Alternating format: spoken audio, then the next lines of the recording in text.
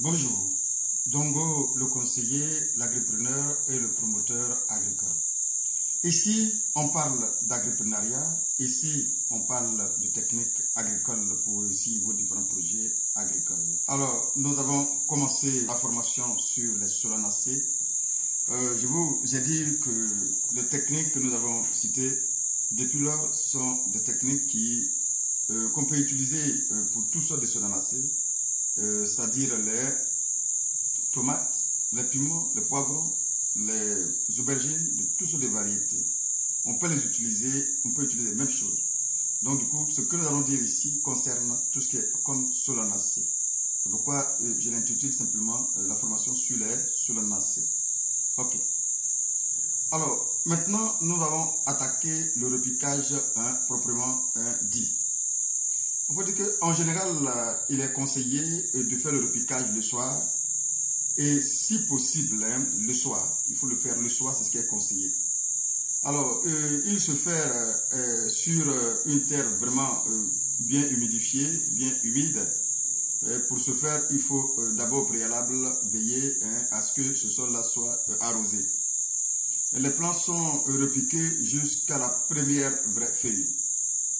Tout ça, je vais vous le montrer en image, ne vous inquiétez surtout pas. Les plants sont repiqués jusqu'à la première vraie feuille, bien évidemment. Bien.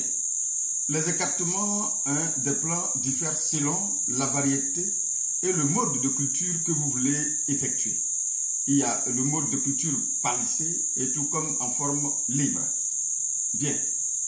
C'est-à-dire que quand on parle de la culture palissée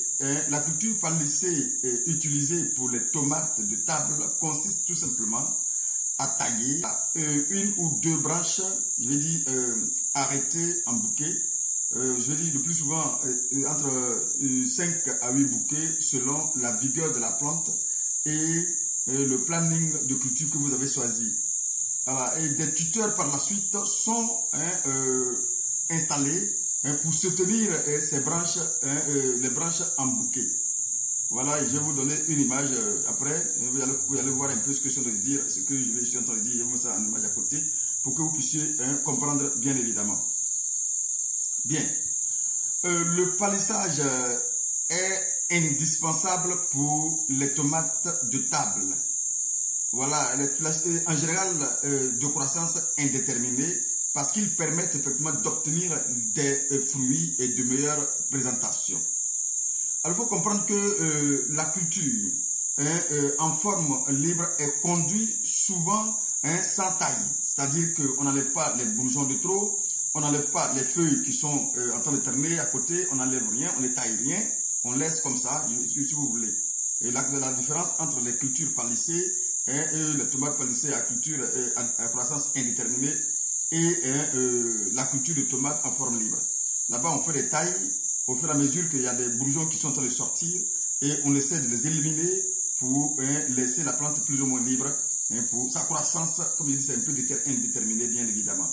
Donc ici, en culture en forme libre, tout simplement, la culture en forme libre est conduite souvent sans taille, bien évidemment, et sans tutorage.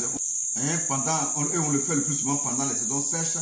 Cette culture, on appelle les cultures de contre-saison, avec des variétés de tomates à croissance déterminée. Alors, on va parler des écartements qu'il faut respecter. Les écartements sont donc les suivants qu'il faut respecter. Alors, pour les cultures palissées, il faut savoir qu'il y a 1 mètre entre les lignes et 0,40 mètres sur les lignes. Ça veut dire qu'entre deux lignes, il faut laisser 1 mètre, tu peux laisser 1 mètre sur les lignes pendant que tu attends de repiquer, tu peux laisser 0,40 mètres.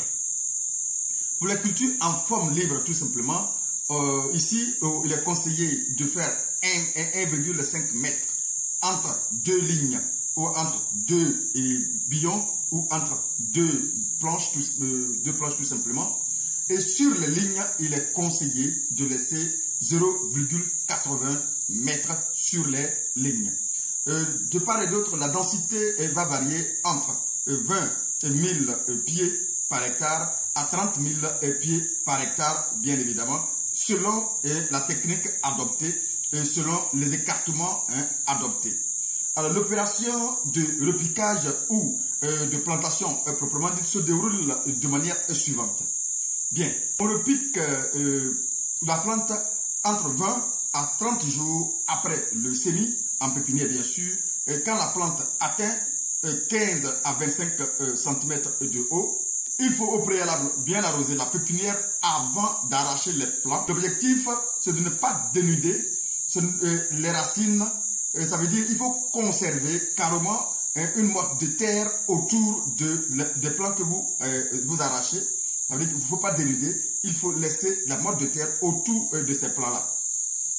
Alors, il faut conserver quelques plants en pépinière, bien évidemment. Lorsque vous voulez faire votre culture, il faut conserver quelques plants en pépinière pour d'éventuels, bien évidemment, remplacements pendant au moins les 15 jours après le repiquage.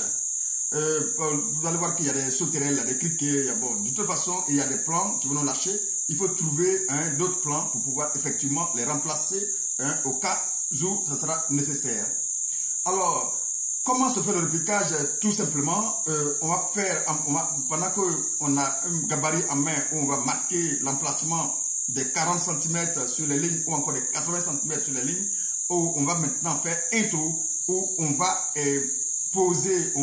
déposer notre pépinière, notre plant, jusqu'à la dernière feuille, la dernière vraie feuille, ou encore jusqu'au collet, tout simplement. On peut faire un repiquage à plat en observant les distances de plantation entre lignes, tout simplement, qui est de 1 mètre, et sur les lignes qui est effectivement de 40 cm, 40 cm ou 0,40 mètres.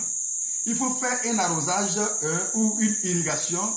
Pour les grandes parcelles, je dirais plutôt, après le repiquage, il faut veiller à mettre de l'eau dessus.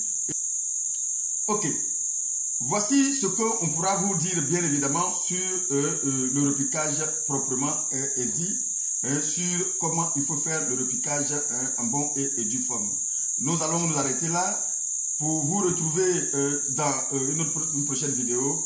Là, on va vous parler maintenant de l'entretien d'une plantation de solanacées, de tomates, de piments, d'aubergines et ce que vous voulez.